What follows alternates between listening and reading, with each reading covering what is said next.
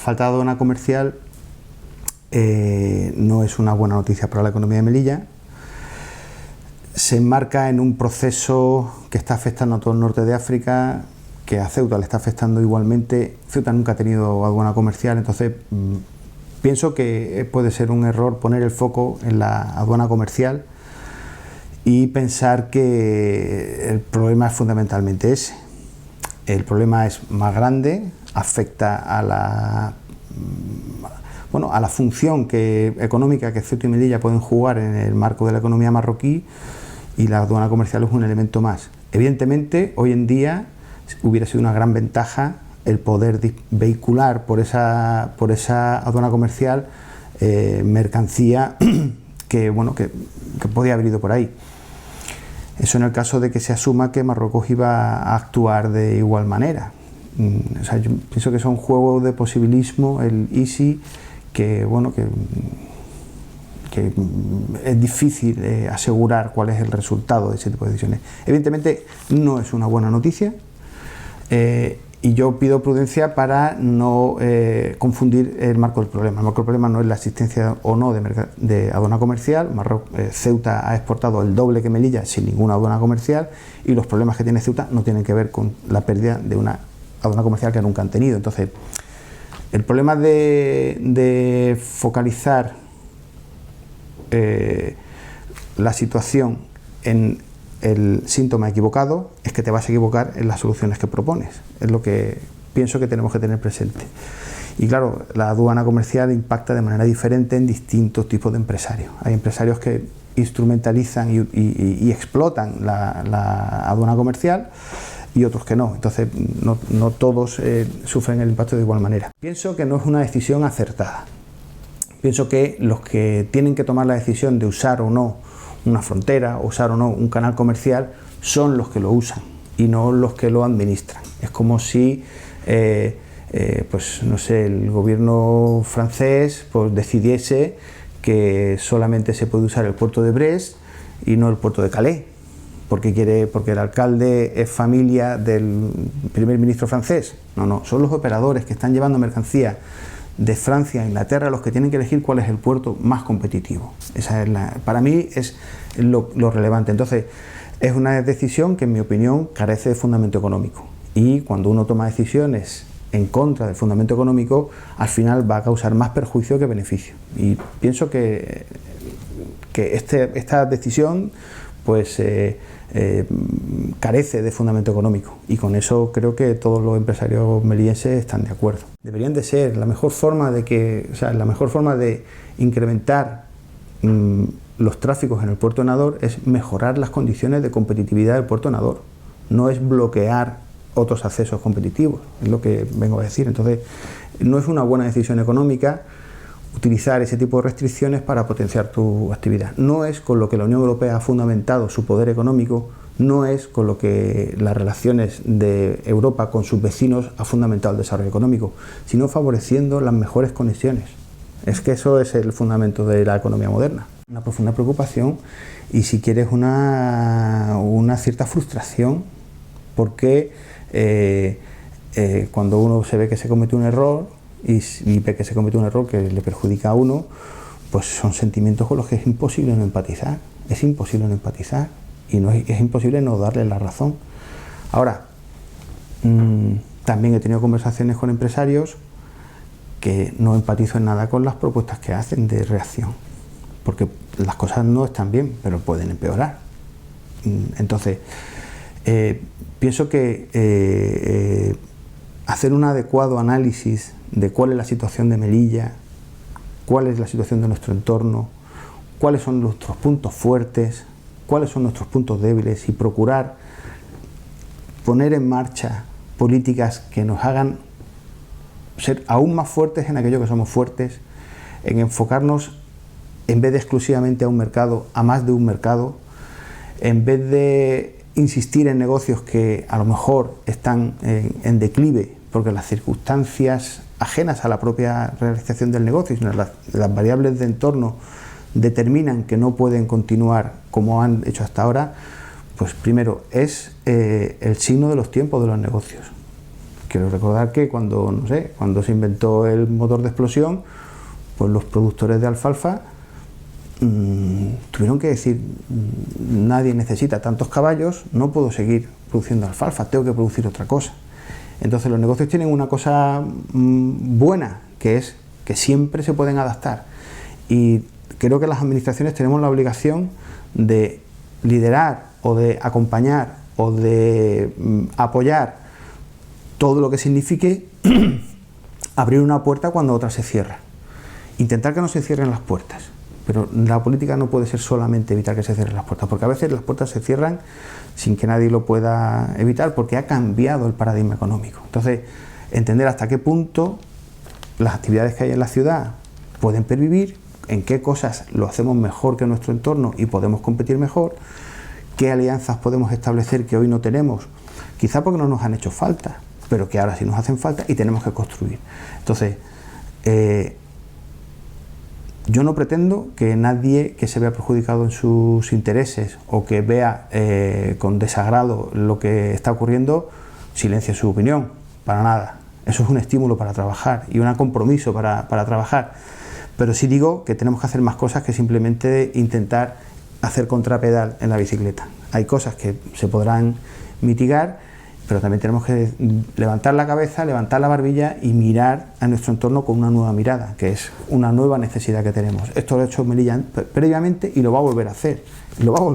Me gustaría que los melillenses escuchasen con atención las declaraciones que hizo el ministro de Exteriores el verano pasado en el Congreso, precisamente en la comisión en la que se le pidió que compareciese para explicar, porque creo que de manera muy inteligente puso encima de la mesa los elementos que de verdad están dominando esta situación.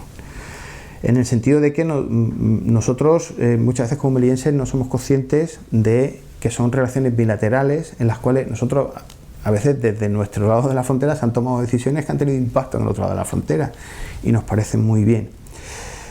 También tenemos que tener presente que la idiosincrasia y las características que definen la economía y los actores económicos de una economía avanzada, de un país avanzado y de una economía madura como la española, la melillense, pues establecen diferencias con otras economías con las que somos fronterizos y que no funcionan igual. Entonces, hay cosas que funcionan bien en una economía, funcionan mal en otra economía y viceversa, y para determinados negocios son una ventaja o son un inconveniente.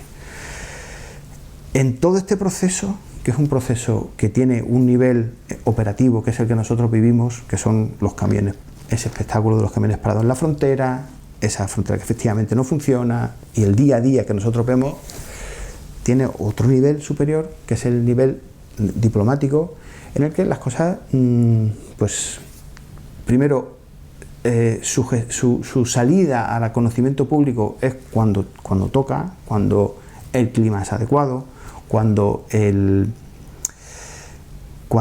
la decisión es firme y ya se ha terminado. Y a veces estas negociaciones ni son cortas. O sea, uno puede pensar que entra a la negociación para discutir un tema muy concreto y conforme entra, y si escuchamos al ministro lo podemos entender muy bien, cuando entra al asunto ve que no se puede arreglar solamente una cuestión, que son varias cuestiones las que están desajustadas. Estas negociaciones me consta que, y yo debo decir que sé de detalle, tampoco como los empresarios, porque así tiene que ser, son negociaciones de Estado y las tienes que saber quien lo tiene que saber y los demás tenemos que estar al margen hasta que terminen.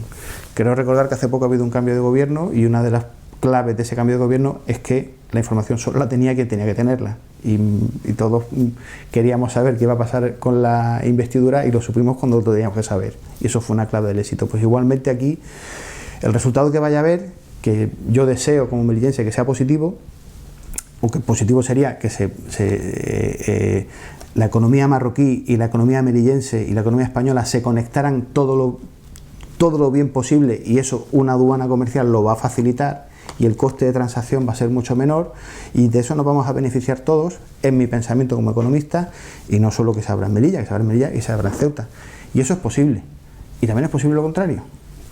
Yo no puedo decir por dónde va a ir o por dónde no va a ir. Entiendo que como economista, que sería mejor que las economías se conectaran mejor.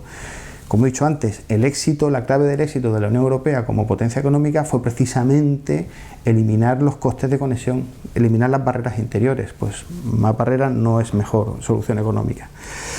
Y me consta que el trabajo está siendo intenso, me consta que el trabajo está teniendo idas y venidas, y también entiendo que el clima político en nuestro país y el clima político en el país marroquí también tiene que ver con cuál va a ser la solución de salida.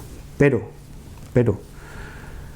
creo que ninguno en nuestra economía diaria, ¿vale?, hacemos depender todo de una sola cosa. Independientemente de cómo resulte el tema de la aduana comercial, yo pienso que Melilla tiene que hacer este ejercicio que queremos hacer desde este gobierno, con el consejero de Economía, con Julio Liarte y yo, que estamos muy empeñados en llevar adelante el proceso, y sabemos que estamos respaldados por el resto del gobierno de la ciudad. Tenemos que ser capaces de generar las expectativas razonables que nuestra economía permita. Revisar cómo se conecta la economía melillense con las economías de su entorno, que no es solamente Marruecos, que tenemos el resto del norte de África. Se está creando una unión aduanera africana. Tenemos una unión aduanera europea, con la cual nos relacionamos de una cierta forma que se ha demostrado óptima para el comercio transfronterizo con Marruecos. Ahora, si es la única forma en la que se puede hacer, estoy convencido de que la solución que se adoptó hace casi 40 años admite revisión.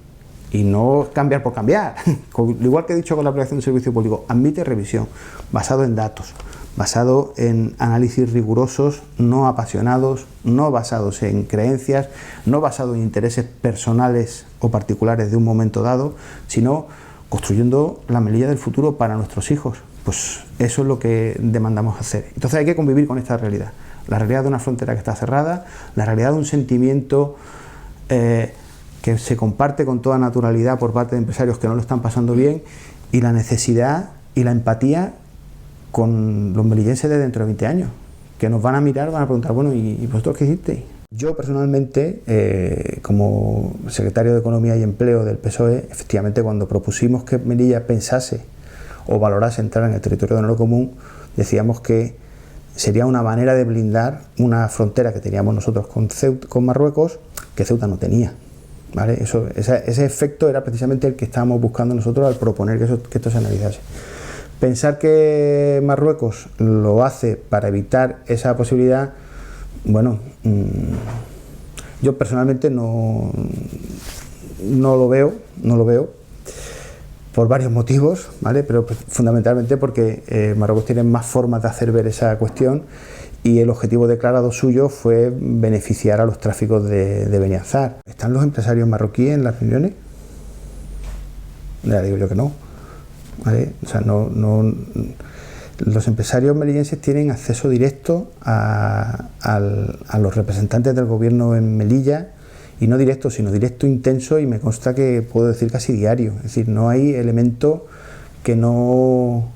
elemento informativo, propuesta o sugerencia que encuentre la menor barrera para ser atendida y entendida por las personas que representan al gobierno en Melilla. Y estas personas, por supuesto, que hacen su trabajo y lo trasladan al gobierno.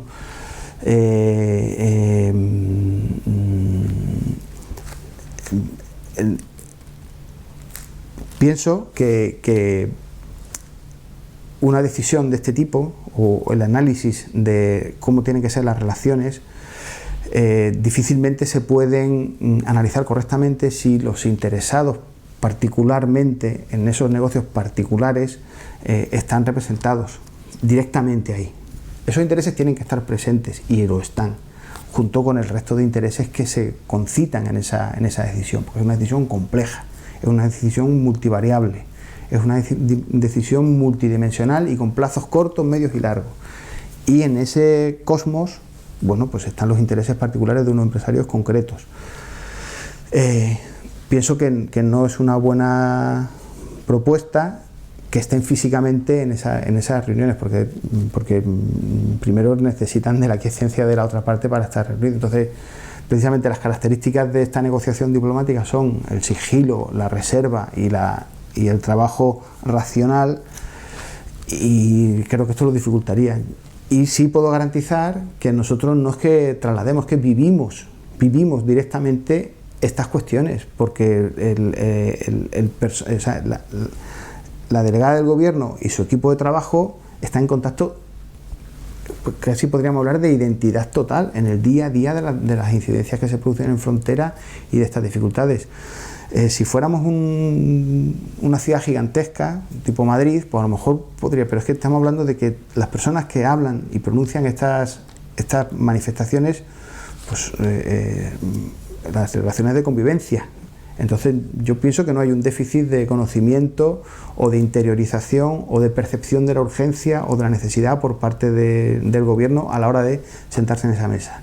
Dicho esto, me parece totalmente legítimo y necesario que este disgusto y estas llamadas a la acción por nuestra parte se produzcan de manera libre y que no tengan ningún miedo de enfadar a nadie por hacer estas manifestaciones, que quizá no siempre ha sido así. Me gustaría que vayamos entendiendo, o sea, conociendo, incorporando en nuestro razonamiento la visión moderna que hay sobre el hecho aduanero, ¿vale? Muchas veces las personas entendemos que una aduana es entorpece más o menos el tráfico en función de cuánto cobra de arancel o cuánto cobra al pasar por esa aduana, ¿vale? Y es un hecho evidentemente importante, no vamos a decir que no. Sin embargo, cuando hablamos de acuerdos comerciales modernos, ¿vale?, como el CETA con Canadá, como el TTIP con Estados Unidos, que al final no fructificó, como el recientemente firmado con Japón, el Mercosur, no son tratados que se refieran a reducir los aranceles, ¿vale?, sino a reducir todo el resto de inconveniencias que se producen en el tráfico de mercancías. De manera que si no te atienden más que unos cuantos días a la semana en la aduana, pues no es tan importante lo que te cobran por pasar, sino todos los costes que tú tienes que asumir por ese bajo rendimiento de la frontera. Entonces,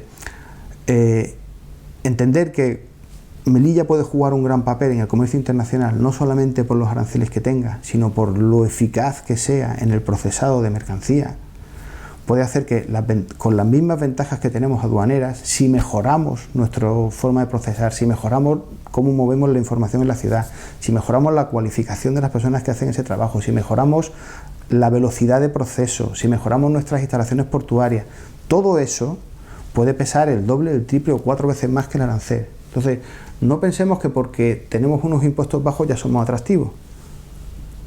El comercio internacional tiene un peso, evidentemente, los aranceles, pero tiene un peso muy importante todo lo que se llaman las barreras no arancelarias, las non-tariff barriers, que pesan en el cálculo económico pues muchas veces más. Y de hecho, los acuerdos internacionales de comercio hoy en día van por las non-tariff más que por los aranceles en sí.